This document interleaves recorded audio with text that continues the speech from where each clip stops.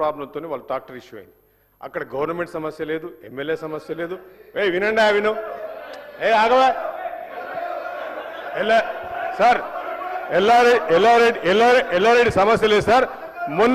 మొన్న మున్సిపాలిటీలో వచ్చి మాట్లాడి నా గురించి పొట్టుగా ఒకటి సీట్ వచ్చింది సార్. వీళ్ళకి 12 వార్డులు ఉంటే ఆయన నా గురించి మాట్లాడండి సార్. నిజంగా నేను అన్యాయం చేసి ఉంటే, నిజంగా కాంగ్రెస్ పార్టీకి ట్రాక్టర్ వేసి తొక్కింటే ఓట్లు రాకపోయి సార్, డిపాజిట్లు పోయినాయి సార్ బీఆర్ఎస్ పార్టీకి. ఎల్లారెడ్డి మున్సిపాలిటీలో 11 స్థానాలు వచ్చినాయి సార్. మాకు ఒకటి బీఆర్ఎస్ కు డిపాజిట్ పోయింది సార్. ఎంత అన్యాయంగా సభ్యులను కాపాడాలని చెప్పేసి ఎల్లారెడ్డి గురించి మాట్లాడితే ఆయనకి ఇవ్వకపోతే ఎట్లా? మాట్లాడండి, మీరు మాట్లాడండి. అరే ఎందుకు అలా సార్? అదే ఇదేం అన్యాయం సార్, ఇదేం అన్యాయం సార్ ఇది. అరే how can you comment on me? How can you comment on the government? ఇది అన్యాయం సార్, ఇది వెరీ అన్ఫేర్.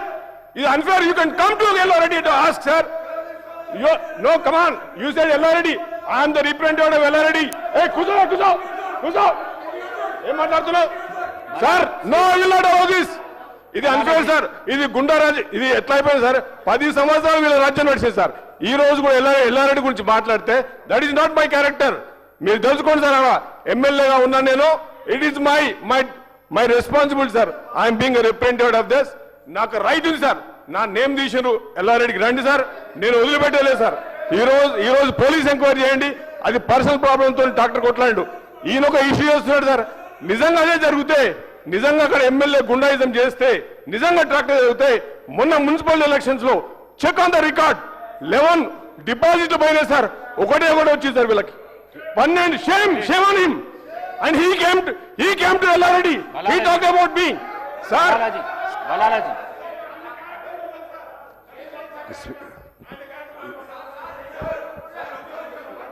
स्पीकर साहब, एक मिनट बलालाजी, 1 मिनट. గౌరవ కేటీఆర్ గారు పత్రికలలో వచ్చినాయి, సభలో తీసుకొని వచ్చి దాని మీద డిస్కషన్ పెట్టొద్దు. ఒకటి మీకు తెలిసిన విషయమే. ఇంతకుముందు గౌరవ హరీష్ రావు గారు మాట్లాడుతూ సభ్యుల గౌరవాన్ని కాపాడాలని చెప్పినందుకు ఆయన వారి పేరు పైన వచ్చింది. అవకాశం ఇచ్చిన మాట్లాడండి, మీరు మాట్లాడండి. స్పీకర్ సార్, ఒక్క నిమిషం కూర్చో. పల్లా కూర్చో. స్పీకర్ గారు పల్లా కూర్చో. Sir, speaker sir, my humble request sir, మీరంటే మా అందరికీ గౌరవం సార్. ఇందాక హరీష్ రావు గారి పేరు తీసుకుంటేనేమో వారికి మైక్ రాదు. నేను వారి పేరు ఎప్పుడు తీసుకున్నా సార్? రికార్డు చూడండి. నేను తీసుకున్నాను పేరు, వారు చేసిరని చెప్పినా. ఎట్లా సార్ ఇది? పేరు తీసుకున్న వాళ్ళదేమో మైక్ ఇయ్యరు, పేరు తీసుకున్న వాళ్ళది కామారెడ్డి జిల్లా అన్న. నేను ఇంకోటి సార్, నేను ఏమైనా ఎమ్మెల్యే చేయించిండు అన్నా సార్? ఊళ్ళో గొడవలే కావచ్చు, నాకేం తెలుసు. కాకపోతే వాస్తవం ఏంటంటే అధ్యక్ష, మా నాయకుల మీద ఎలక్షన్ల తర్వాత ఇట్లా హింస జరిగిందని చెప్పిన.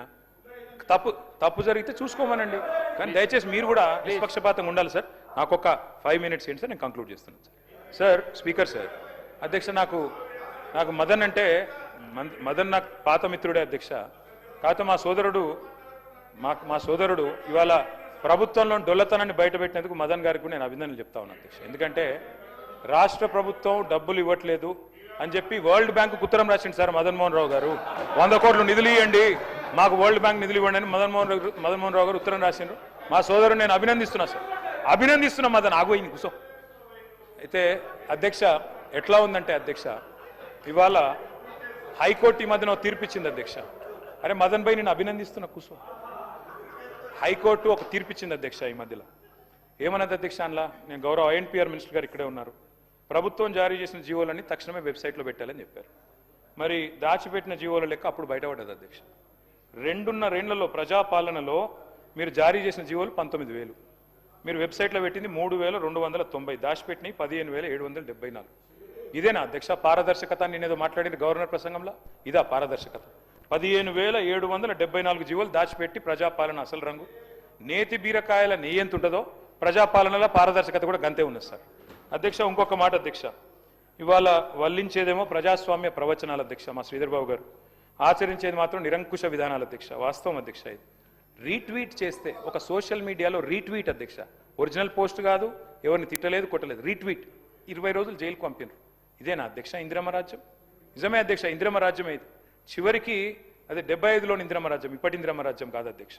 అందుకే అధ్యక్ష మెయిన్ స్ట్రీమ్ మీడియాని మేనేజ్ చేసుకున్నాం కదా, నడుస్తుంది కదా, ఈ సోషల్ మీడియాని ఏదైనా చేసి పిసికి పారేస్తే అయిపోతుందని చూస్తున్నారు అధ్యక్ష. కానీ వాస్తవం ఏంటంటే అధ్యక్ష, సోషల్ మీడియా ఒకరి కంట్రోల్లో ఉండదు అధ్యక్ష. ఇది ప్రపంచవ్యాప్తంగా ఉంటారు వాళ్ళు, మరి ప్రభుత్వం మీద ప్రజల మీద తప్పకుండా వారు చెప్తూనే ఉంటారు అధ్యక్ష. ఎవరు చేసినా ఏమన్నా కూడా వాస్తవం వాస్తవమే అధ్యక్ష. థామస్ జెఫర్సన్ గారు ఒక మంచి మాట చెప్పారు అధ్యక్ష, అందరూ వినాలి. When the government fears the people there is liberty, but when the people fear the government there is a tyranny. అంటే నియంత్రిత పోకడలు మంచిది కాదు, ఒక రీట్వీట్కి 20 రోజులు జైల్లో పెట్టే పద్ధతి మంచిది కాదు అని చెప్తా ఉన్నాం అధ్యక్ష. అధ్యక్ష ఎట్లా ఉందంటే అధ్యక్ష వీళ్ళ పరిస్థితి, వీళ్ళేమో ఫీజు రీంబర్స్మెంట్ అడిగితే కాలేజీలను బెదిరిస్తారు, జర్నలిస్టులనేమో బట్టలిప్పి కొడతామంటారు, విలేకరులను పల్ల చెంపల వల్ల కొట్టాలనిపిస్తుంది అంటారు. జర్నలిస్టుల మీద అంత కోపం మీద మాకు తెలియదు. జర్నలిస్టులను కూడా 2 రకాలుగా విభజించారు, కొంతమంది కార్డులు ఇస్తున్నారు అక్రిడిటేషన్ కార్డులు, కొంతమందికి ఇవ్వట్లేదు. పండుగ పూట అధ్యక్ష వీళ్ళ మంత్రుల పంచాయతీలో పండుగ పూట జర్నలిస్టులను తీసుకొని పోయి జైల్లో పెట్టినారు అధ్యక్ష, వాళ్ళు ఏదో దొంగ టెర్రరిస్టుల మాదిరిగా. అంటే మీడియా మీద సిట్టేశారు. మరి ఆ సిట్ ఏమైందో తెలియదు అధ్యక్ష, ఇప్పుడు ఉన్నదా పోయిందా మాయమైందా తెలియదు అధ్యక్ష. ప్రెస్ క్లబ్ను కళ్ళు కాంపౌండ్తో పోలుస్తారు. అంటే ఈ రకంగా నేను ముగిస్తున్నాను అధ్యక్ష, ఈ రకంగా ముగిస్తున్నాను సార్. ఈ రకంగా ఇవాళ ప్రజాపాలన సాగుతూ ఉంది సార్. నేను ఒకటే ప్రార్థన చేస్తూ ఉన్నాను సార్ ఈ ప్రభుత్వాన్ని. అప్పుడెప్పుడో శ్రీశ్రీ గారు చెప్పారు, అగ్గిపుల్ల కుక్క పిల్ల సబ్బు బిల్ల కాదేది కవితకు అనర్హం అన్నట్టు. ఇవాళ ఈ పరిపాలన ఎట్లా ఉందంటే కాంగ్రెస్ పార్టీది, ఎక్కడ చూసినా కుంభకోణాలే సార్. భూగర్భంలో బొగ్గులో గోల్మాల్, నదీ గర్భలో గోల్మాల్, రాలిపడే బూడిదలో గోల్మాల్, లిక్కర్ బాటిల్ మూతల మీద గోల్మాల్, కంచే గచ్చిబౌలి భూముల్లో golmaal, Amrit.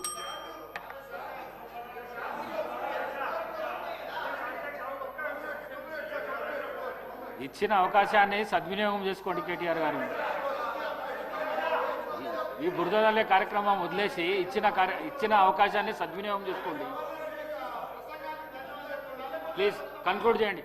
Yes sir. Sir speaker sir, మీరంటే మర్యాద ఉంది సార్, మీరంటే గౌరవం ఉంది సార్. కానీ తమరు కూడా సార్ మా పార్టీ టికెట్ మీద గెలిచిన ఎమ్మెల్యే ఆ పార్టీ టికెట్ మీద ఎంపీకి పోటీ చేస్తే ఆయన నాడ కూర్చోబెడితే సార్ స్పీకర్ సార్ నిజంగా సార్ మీకు దయచేసి మా ప్రార్థన, దయచేసి మా ప్రార్థన sir. I'm appealing to you. నా మాట మొత్తం వినండి సార్. నా అపీల్ సార్, మీరు నిర్ణయం తీసుకున్నారు, తప్పకుండా దాంట్లో మాకేం విభేదం లేదు సార్. మీరంటే సంపూర్ణమైన గౌరవం ఉంది. ఒక్క నిమిషం. జ్యుడిషియరీలా కోర్టు కోతాం, జడ్జిమెంట్ ఇస్తాడు. ఈ కోర్టు కాకపోతే ఇంకో కోర్టు కోతాం. జడ్జిమెంట్ నువ్వు మొత్తం చదవకుండానే ఎన్నో అభియోగాలు చేసినావు, అయినా నేను మీడియా ముందుకు రాలేదు. ఈ విషయంలో కూడా నువ్వు జడ్జిమెంట్ చదివినాక నాతో మాట్లాడితే నేను దానికి జవాబిస్తాను. దయచేసి ఈ ప్రశ్నించే దీన్ని మీరు తక్కువ చేసుకుంటే మంచిగుంటుందని చెప్పేసి ఈ సభలను మీకు తెలియజేస్తాను. స్పీకర్ సార్, మీరంటే వ్యక్తిగతంగా గౌరవం ఉంది, మీరు నేను మిత్రులం, అందరికీ తెలిసిందే. కానీ మీరు తీసుకున్న నిర్ణయం తప్పైనా తప్పకుండా ప్రశ్నించే అధికారం, హక్కు నాకు సభ్యుడిగా ఇక్కడ ఉంది, ఉంటుంది సార్.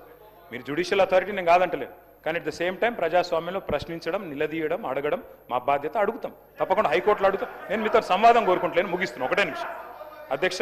ఇవాళ వాస్తవం ఏంది అధ్యక్ష, సభా మర్యాదలు కూడా శాసనసభలో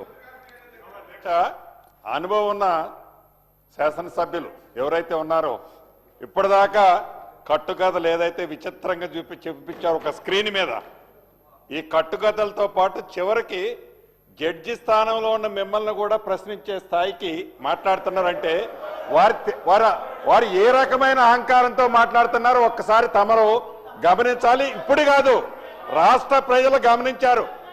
పదే ఈ